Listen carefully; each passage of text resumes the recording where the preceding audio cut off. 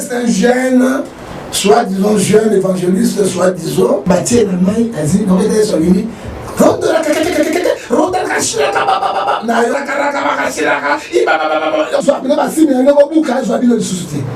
Parce qu'il a quand même dit non, on a qu'à aller faire loup. Romains 6 et 23, les seuls péchés, c'est la mort. Bokeba. Pour moi, un mot. Un évangéliste, c'est sans église. Tu dois mon chaîne, non, parce que oh. Bana Congo, pe mokili mobimba. Tolanda biso nyonso Diane W la Supreme TV. Pour tous les informations qui toko. Toko Samate. Bana Congo, Africa, Europa, mokili mobimba. Tolanda chaîne qui toko. Diane W la Supreme TV. Oeba masolo ya mboka, masolo ya ndembo. Politique, économique, il faut qu'on l'anda katango nyonso. Diane W la Supreme. Mesdames et messieurs, fidèles internautes de Les Nazariens Télévision, bino sobulingaka chaîne chrétienne na bino chaîne abana nzambe, chaîne wapi bozwaka mate, chaîne wapi bozwaka bile ya molimo, bino nyonso bozali kolanda La Supreme Télévision bote na bino. Yamboto banda na annoncé sujet na lingi bo s'abonner nan, bo s'abonner bo kede bisika bakomi en rouge s'abonner, au cliquer wana. Si vous cliquez sur la cloche de notification et qu'on permettre aux alara toujours à l'heure na ba émission tozali kokotsa parce que ba lobby était awande musala tozali kosala musala o ezali ko sepelisa bino mission na biso ezali kakawana nazanga mon côté balandi nangai naza na maman Tiffany la princesse de l'Éternel députée quoi députée quoi dans fond na message na bongo parce que et ça va kitoko makasi tango lobango voilà la suprême. Voilà, Nazala Maman Tiffany, vous comprenez déjà que Nazala y est. Mote, Nabino Nyonso, merci parce que Namoni qui vous abonnez déjà. Maman Tiffany, bonsoir. Bonsoir, Diane. Bonne santé. Oui, tout est grâce, on est là, donc en forme. En tout cas, ça se sent et ça se voit. La République démocratique du Congo, non comment. Même si on est là, Congo, Mboutou Mboutou, na rythme on est. Au Congo, en 1960, ils ont Mboutou Mboutou, pas dit rien. Il y a et belé pour comprendre que ma solo est bandit déjà.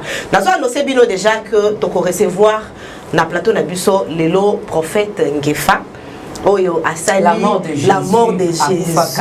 En tout cas, il penza abanga kane sur le parce qu'il y a kufa kala akufa na Yesu. Donc tous allez koyambaye azali koya kosala réplique. Réplique azali koya kosala ezali par rapport il y a émission oyo to yebaki na koyambaye dernièrement bolanda ki yango esali rage na réseaux sociaux.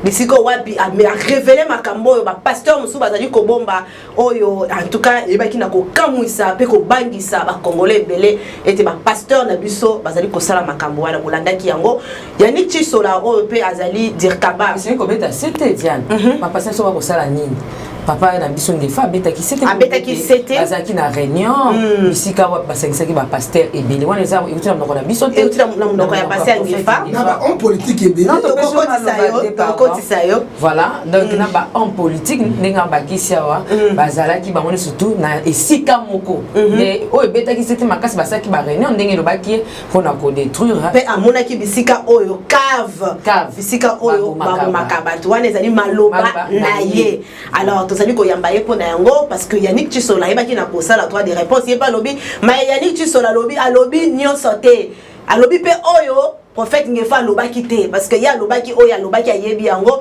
Yannick Chisola pe pona passer Ngefa pe alobi ke o ngala landi na télévision oh Yannick alobi ngala lobaki on te singeli ko sala réplique mais yamboto ba na kokota na makambo ya réplique to ya réaction ya pasteur Ngefa tokozwana mu parti oyo tolanda ki biso nyonso mateya oyo sepelisi bana nzambe ebele tozwa ki ba appel tozi ba message mateya oyo ya baptême ya téléphone parce que dernièrement on peut to sala ki émission to yamba ki passer Ngefa to yeba ki na kolobela likambo ya baptême ya téléphone maman Tiffany yeba ki na ko soulever question wana parce que ezali ko étonner ba comment est-ce que baptême à téléphone ezali to reposer moi mituna oyo bino bo pesa ki biso pe oyo biso to bongisa ki de sorte que to yeba ko éclaircir peuple de Dieu oyo bazali ko s'embrouiller na moi makambo ezali ko leka na réseaux sociaux parce que vitesse micro to so ba so ki fin du monde zambe mo kaka aya parce que to zali pe ko zelae maman Tiffany to yamba mosala nzambe prophète Ngefa le sako mboa suis moi Ndé Ngolo Bani. Ndenge pays ezali awa. Les autres sont en crise politique moko makasi. Oui, Maman Tiffany, nzete zokisa nzoku ata na ndoto abosala kango te. Tango peuple ke na pasi ya koleka. Pona ngai. Au moins nous avons la colonisation, bah Belge, bah Sofimbo, que nous sommes indépendants sous la colonisation les plus efficaces. Alors ça sert quoi? On dit maman vite au film Oliana. Mais non, parce que Bali na la tananga, mais c'est quoi? Bien. Oui, hein, la colonisation, moi, il va sauter, mais c'est que nous avons plus que la colonisation, plus que tout éviter. Na éviter Maman Tiffany, pourquoi? Yo sambe la carte, Diana sambe la carte, et là on dit tout ça dans sambe na beaucoup. Tout qu'on mérite souffrance, c'est pour Nani. Pourquoi les gens ne veulent pas dire la vérité? Hein? Pour Nani, les balingite, au moins, nana somme maliwate. Hein? Parce que nana somme maliwate, au moins, parce que nous vivons dans beaucoup les pays les plus bénis, les plus riches, tout est là. Oh, on a dit Macron à Zoloba. Réserve mondiale, paradis en Congo, les peuples sont dans la misère. Alors, on a attaqué homme de Dieu. Rôle homme de Dieu, hein? Et là, bon, à Malbonza, mi bioto ibakate. Et ça, on a passé à bateau. Maman, tu peux nous dire que le confinement, la fout à l'église. La fout à l'église, j'ai dit à mon pasteur, confinement, bandi, mais tu connais encore la banque. Le père, on a besoin. Je jure devant Dieu. Je paye. Et dans mon nazozoa, nazo kabula la bandi minanga, pour l'amour et dans la bonté. Alors pourquoi mon kabouye, quand on traîne la souffrance? Là, ça va te comprendre. On a déjà ma maison à motété. Bande kozo la nangai. Hein, tu y a côté que la gaga 1000 personnes. 1000 personnes bazo kanza Congo. 1000 avec 1000 bangon et sengo. Maman Tiffany. 1000 wana tinena na. Ba pasteur. Kotia ba pasteur na noté. Na lobby ya solo bato ba bomi mboka ba pasteur, ça c'est vrai. Parce que pasteur rencontre la corruption té. Et rencontre la mensonge té. Parce que la Bible me dit la construction de la République, construit absolument chrétien. Jean 8:44, le père des mensonges, c'est le diable. Quand les pasteurs sont entrés dans les mensonges, dans la corruption, Mboke Koufi. Parce que Mboka est un spiritualité dominée la physique. On ne voit pas les esprits. Mais Dieu nous a donné la capacité de chasser les esprits. C'est une puissance. Alors, tant qu'on est contre la corruption, merci, papa. Et peuple congolais doit souffrir. Comment on a posé la châtine? Merci, prophète John Gefa. Bon, une manière peut ça va te mbote kaya ngwana. Kanda yango eleki makasi ezali ko suisa biso moto pe mboka ngo tozali ko. Tout Congolais a le droit de partager les biens, les matières précieuses équitablement. C'est la constitution. Parce que mon bataille à diamant. Oh, qui cuivre, il a nous et qui n'est que maboko et banane dans son cambo première fois dans Kinabo Tanoka. 2 millions de dollars pour faire ça dans 4 hôtels. 2 millions de dollars pour faire ça dans millions de dollars et pourtant les peuples sont dans la misère. Et que dit l'article Proverbe 14:28? Quand les peuples sont dans le malheur, hein, c'est la ruine de l'eau. Si les peuples sont dans la joie, c'est la gloire de Dieu. Maintenant, au Congo, c'est le contraire. Hein, ça sert pas. Maman Tiffany, ça sert pas. Maman, pardon. Je me rappelle madame Pullman. Pullman. Pullman, pour la Pullman, tu as poulet de man na ilia. Tous les caca. Pourquoi me couler ton vandi? Na comment Maman Tiffany? Ah, Nzambe sunga Congo. Hein? Moi coca, bâti moi citron, bâti boy. 15 $. Bâti moi bien ça ça c'est $30. Mais ça 400 000 $. Déjà du coup. Maintenant dans le lobby, mais na zongi na cité. Na zomona, tozoli evida. Ina pour ma sombeni. Merci, c'est juste l'ambiance de cette émission avec le prophète John Gefa. Madame. Merci, prophète John Gefa. Maman, écoute, il y a des dépenses. $10.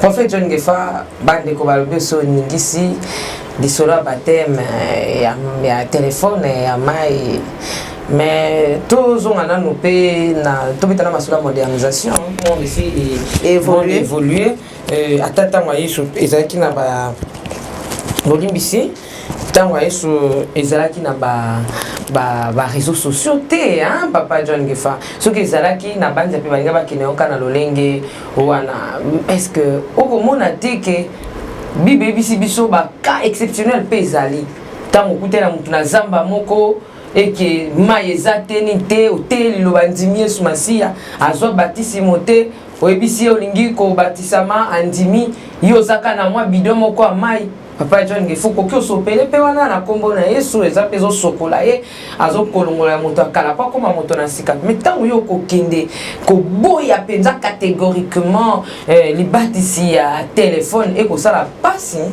mama tifani na yebiso eloko moko oyebi coran ezali livre sainte ya musulman e musulman basakanaka na coran te moto azondima bismillah billahi akukufa na bato pango na paradis barespectaka yango.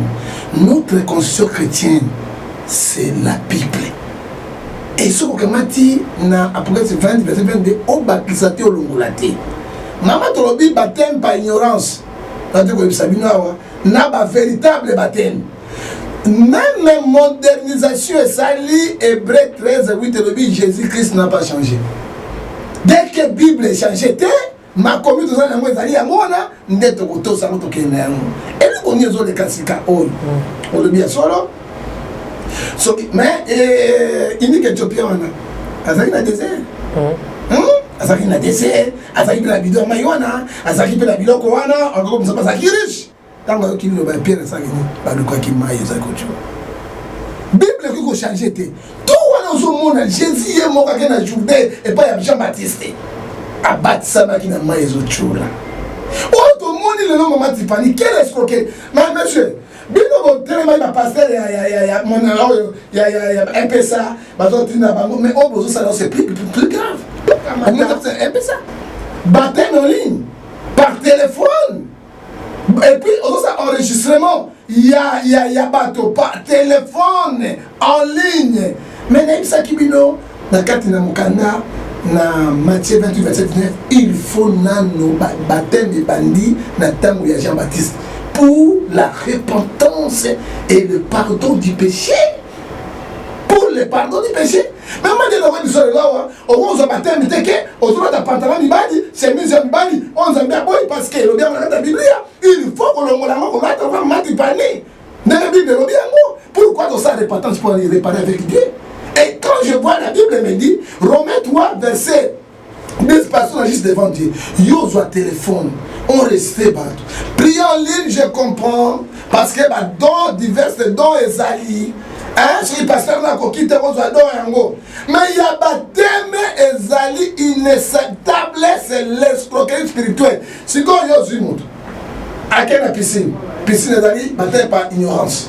Goutte l'eau, il y a catholique par ignorance. Véritable baptême et zali pour la joie, si on a mal, il peut qu'on la mouque. Si vous avez un monté au cours de ça, azali a fermité, au thé et l'eau comme mon côté, $200. Voilà, c'est ça, 200-300 $.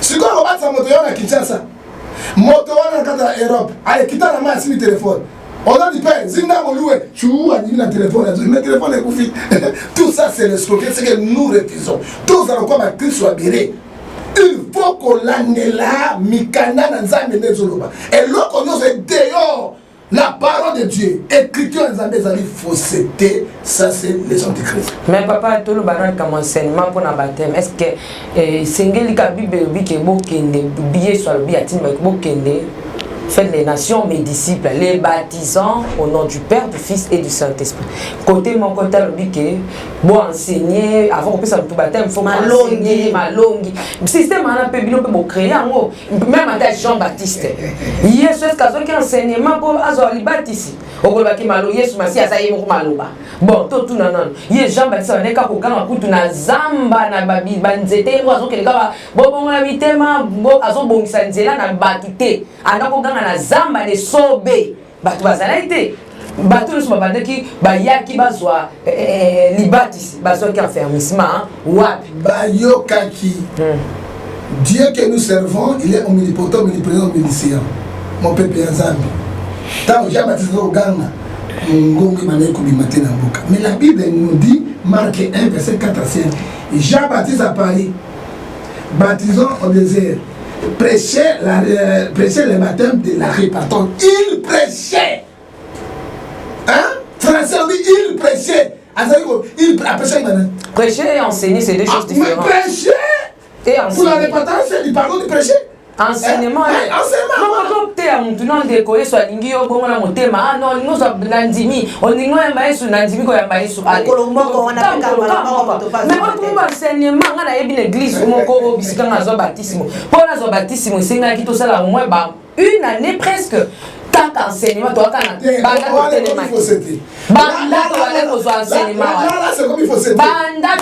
enseignement et si la thé. Si on ne dit pas comment tu enseignement à Koufi, à Zupé Libaticité, papa, tu ne fais pas. Bon, quand tu es dans les camps. N'a pas doublé. Non.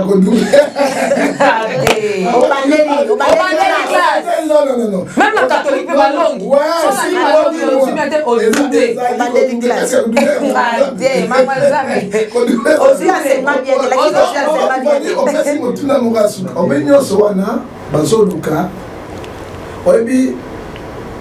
anthropologie, c'est le titre de l'homme. Un anthropologue nous taille comme toi étudier à Kaï. Ozoka, Chikoyo ma côte si l'idée wana. Ça nous fait baptême j'ai pas dit prêcher. Après ça, Nicolas Bono va baptiser. Pas qui le bail par moment. Attends les longs 10 000 € roya, pas baptiser. L'homme roya. Oh comme il y a 6 mois 3 mois ni. Et puis sous calamoni abena ka bon. Boso na bono sala bosa.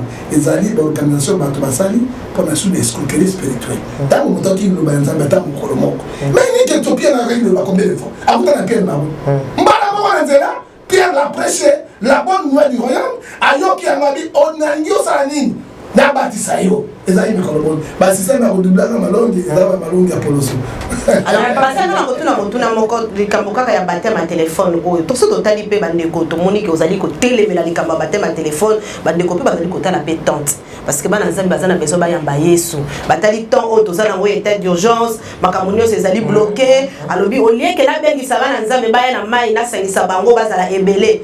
To bakatisa bisika musu bakokatisa te bafana banda babatela po bazwa malade te. Ba profiter na téléphone, Bible lobi pe na kondima na opo kobikisama. Bakoki pe kobika kaka partir ya foi na bango. Bon, maman, la voix sur là comment c'est l'escroquerie spirituelle. Intellectuelle, bien organisée. La caïda spirituelle. Ok, et continue. Pourquoi tout le monde va madame Tokolanda Yesu? Notre modèle c'est Jésus. Au moins notre nako kikolanda Pierre te pour Pierre wana Yesu. Père kata motorito. Nako landa Paul te parce que Paul a qui maîtrise. Notre modèle hein, c'est Jésus qui n'a pas péché. Mais quand on a Jésus donné l'ordre à ses disciples, allez prêcher, d'être baptisé. Comment baptiser la ligne? Moto entre moto. Au sacrificateur, au mondini. Au kamati, il y a comment sorti na mai au bimis. Mais au par téléphone. Par le collègue, Covid des autres, autant exalté, ma frontière est dans mes bloqué, ma bébé les a escroqueries, Covid des années, nous sommes ratés. Bakani veut nous prêcher dans notre mandat qu'on a vu souvent. La moitié m'a qui fallait pas dans Moussa Sambela. Il y en a mon Sambela. Vous avez la famille chrétienne dans Sambela. Ata Bakangi, nous prêchons, tous Sambela. Mais le système a Covid, bon profiter de Covid aussi dans l'amour. Bon profiter de la Covid des années, escroquerie. Tout l'anda Pierre, tout l'anda Jacques Premier, pasteur à Jérusalem. Mais prophète Jésus. Prophète John qui fait employer bio aux Amoutuya pour l'aider. Au Bible normalement de Jésus. Au Sokufa, Kala. Mais battement pour sosolaté. Prophète John qui fait pour le baboye nani, topé ba nani. Battement pour le prophète ba ça va pratique. Et ça ba nani, et ça kiri ya batu. Et ça montu, et ça des personnes, et ça ba nani ba pour ça on ba bi prophète John qui fait que il passe kana batu ana talem bien te. Ya mo abenda na pour funda. Toyo zo ba client ya téléphone te. Ba client ba za la carte mama Tiffany na ko yebisa batu boye. baptême en ligne, en téléphone, ils allaient faux baptême. Vrai baptême, ils allaient pour la immersion de l'eau. Mais ce qu'on dit pour ça, baptême, quand un pasteur aux alliés. Mais Hébreux 10, 20, n'abandonnez pas vos ensembles. Il y a un berger là, il y a un pasteur. Mais et donc, on se découragé, Nini. Criminel spirituel. Toyoki yango Al-Qaïda spirituel. Quand tu es Babengi prophète du peuple. Ali Tolembi parce que Bitum. Balembi parce que Bitum. Mais comme moi, il y a resté mon tout. Moi aussi, mon bal a évité. Mon bal a évité. Moi, je ne peux pas ça. Alors, elle dit le prophète Tolembi en mot. Batangi le combat battu. Ouais, Batou Bazali. Va péter les plans. C'est comme va péter les plans. On va péter les plans et comme il n'y a pas d'angaï. Maintenant, comment on a des jeunes frères, on a bien après mission. On a boutique et l'eau. Sauf que vous avez des jeunes frères. Non, évangéliste azali jeune nakobenga mikilito tika eloko aza l'église nayebi baeglise wate bapartage internet ebele bato bana l'église tika yango nazali na 85 dossier na yo oyo na maboko na ngai mais nalingi nabimisa kozala malamu te 85 dossier oyo bapesi ngai na yango tika yango mais lobi totelemaki bato ya bakisi lobi totelemaki bato ya bakiona lobi totelemaki bato babimisaka biloko na bato lelo mpe biso tokoti sur la pratique oyo ezali malamu te c'est un jeune soi-disant jeune évangéliste soi-disant oyo bazobenga ngai mikolo nyonso et j'étais découragé à la prochaine fois so batiki yango te nakopete le plan prophète nakopete le plan c'est que opération comme il dit péter le plan. Merci beaucoup, opération péter les plans. Mais prophète, tous en baptême, il y a maï, na baptême, il y a moto. Si que Yesu Masi a tant azui libat ici. Le comment ram ta côté na maï facha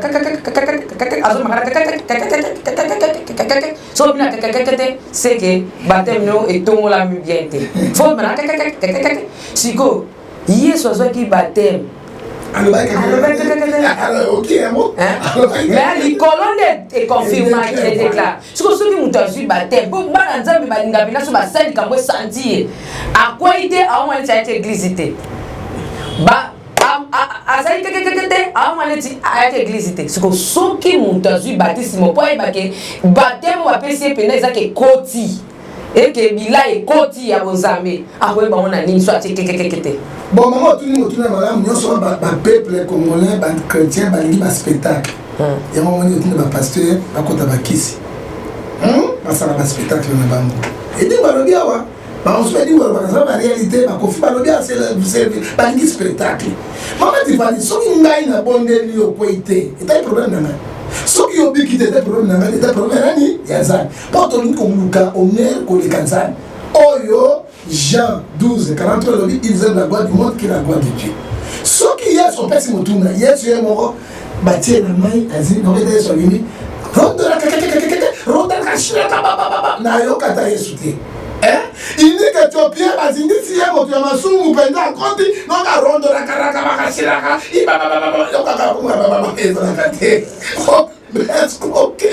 spirituel comme une catégorie intellectuel bien organisé à Kaïda spirituel. Il y a un moment où bien sûr à donner pas de ce ça ligne péter les plans. Au moment là obtenir mon tourner mon corps maman Pierre a lui pour la bataille ma fille. Mon d'accord dans la tête ma fille directement dit. Acte 2 verset 38 à 42 Pierre leur dit répondez-vous et chacun de vous soit baptisé au nom de Jésus à cause du pardon du péché. Et après cela, vous recevez le don du Saint-Esprit. Mais c'est la parole de Dieu. Tout d'abord, on baptême. On se repentit, on repentit nini. Maël appelle ngene olongoliam. Qu'on se repentit nini. Bazemi boni yo longola na nyomititi. Est-ce que c'est un ami pardon?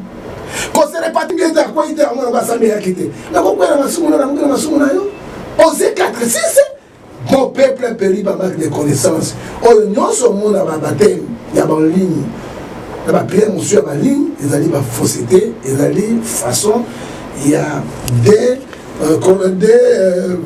Corinthiens chapitre 11, verset 14, ils se dirigent comme ange de lumière. Et puis, Bible, Ephésiens 5, verset 14, toi qui dors, éveille-toi, l'Internet, et puis les Bana nzambe bazali kolanda yo parce que toza la besoin éclaircissement parce que maman Tiffany tonaki motuna malam par rapport à baptême ya mai na baptême de feu. Mais baptême de feu la différence ni les entre baptême à mai na baptême de feu parce que donc baptême de feu ça la moto ba tiro moto ou bien ba belle to éviter ce qui moto et l'eau la différence ni les entre baptême de l'eau na baptême de feu. Mais tant Jésus a fait l'apôtre naïe parce que baptême de feu maintenant il y a Pentecôte.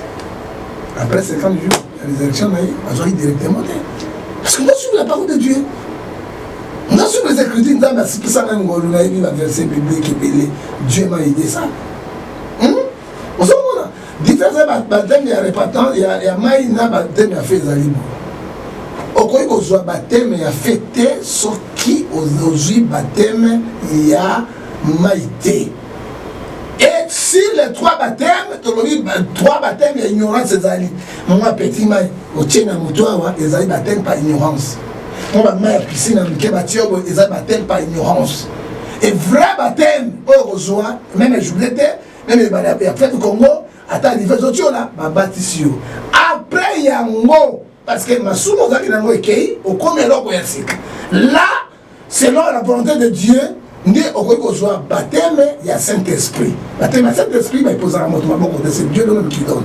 Il y a un baptême de feu. La personne n'a donné, il y a passé le mot, il y a un assis dans la boutou, c'est pas là. Non, c'est Dieu lui-même. Tango, esprit qui t'a dit, il va vous emmener la colonne dans sa vie. Pierre, maintenant, déjà, il y a la puissance mystérieuse. Et ça a rendu Guéwan. Hein? Et ça a passé la bande de baptême a fait, non, différence, le baptême a fait, baptême il y a maille, il y a répentance pour le pardon du péché. Et ce aussi, si la procédure normale, nous sommes libres, il faut qu'on écoute un ensemble, le Saint-Esprit, il peut te baptiser par baptême, il y a fait ou par Saint-Esprit. Conseil, quand on a la si joyeux, quand on a un ensemble, conseil, ni nos pécis bango, bon, on a les réseaux sociaux. Bon, je vais passer mais je vais le soutenir. Parce que à combien m'a dit non, na kati ali felou. Frère, Galates 6 de lobby, c'est que l'homme l'a semé, il mentionnera. Romains 6 23 les seuls du péché c'est la mort. Bokeba, monde comme il m'a bé. Hein? Est-ce que maman Tiffany? Bisous d'ailleurs qui sont bon, on a boté na kinité, hein? Bino ba kolo Kinshasa, na otana na Mbandaka, hein?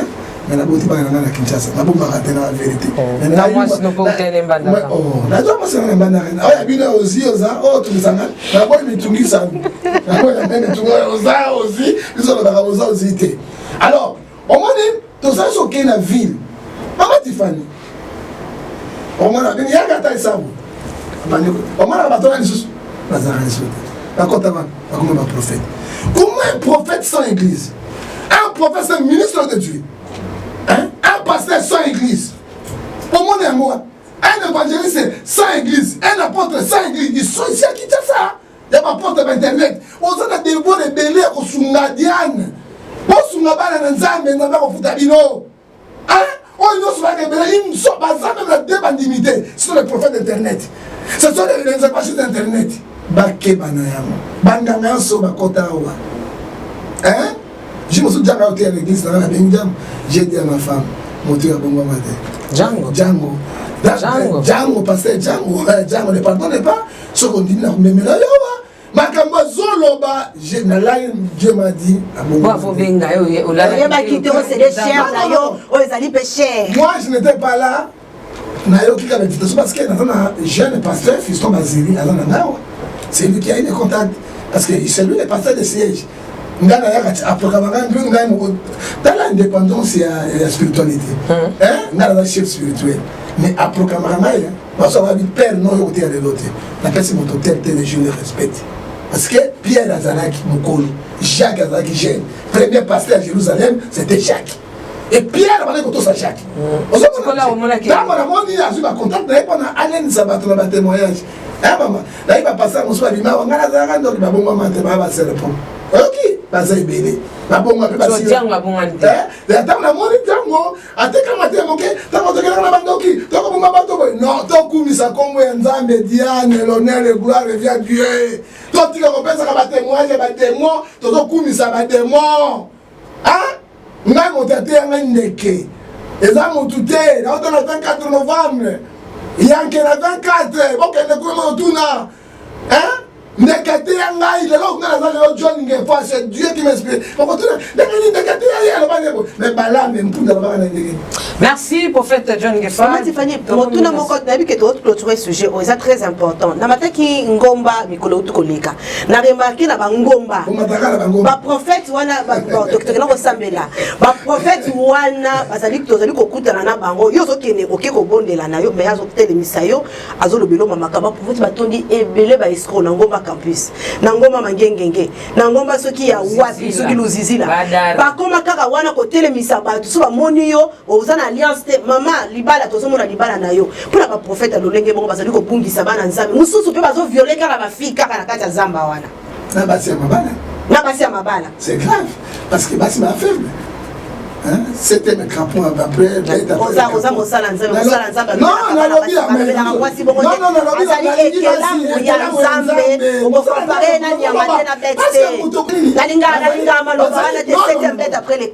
maman parce que maman baboti biso maman bokoli biso j'aime ma mère parce que là ça wesi ali boso na vie pour ça la wesi qui ba libérer maman na ngai na lia biloko oui l'équipe biloko tout na mo non ezali ni libérer maman na ngai tikanga na loba yango maman te fala pourquoi libérer maman na ngai s'il vous plaît,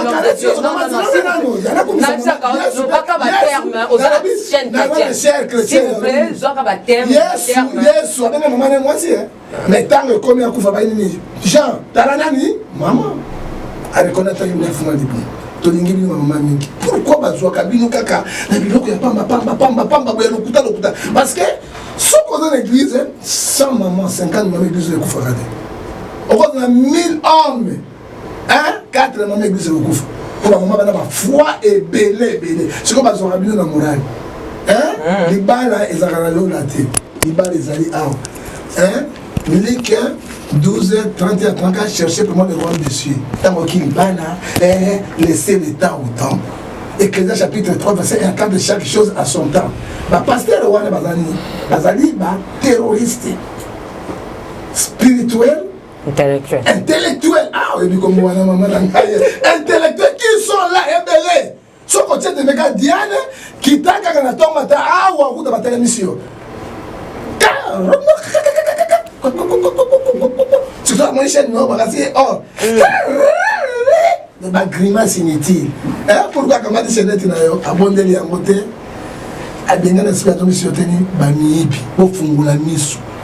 Racheter le temps car les jours sont mauvais. Merci prophète John Ngefa. Et on les acquis vraiment première partie na biso ya émission. Tozo kota na deuxième partie na biso na bité bandi connaisse pas na sima caméra ba ko sepela na moni Yves Bolofa ko sepela monsieur Fayulu voilà na moni Alain Kiakala mignon bébé et ko sepela na moni Rémi Boba yeta tiki yo tabwana yo bowele lini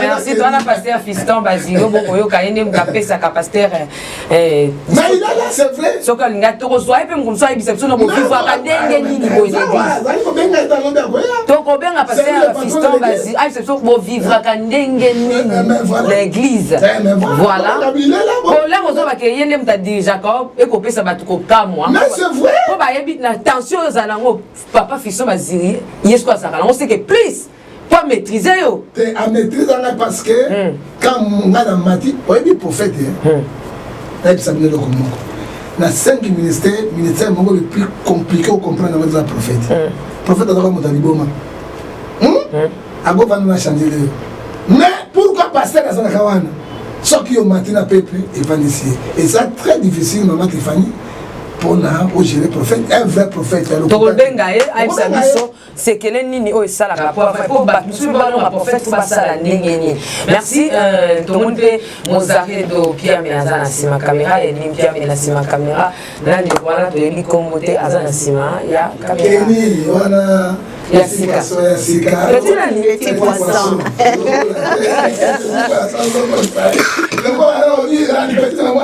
Il deviendra grand.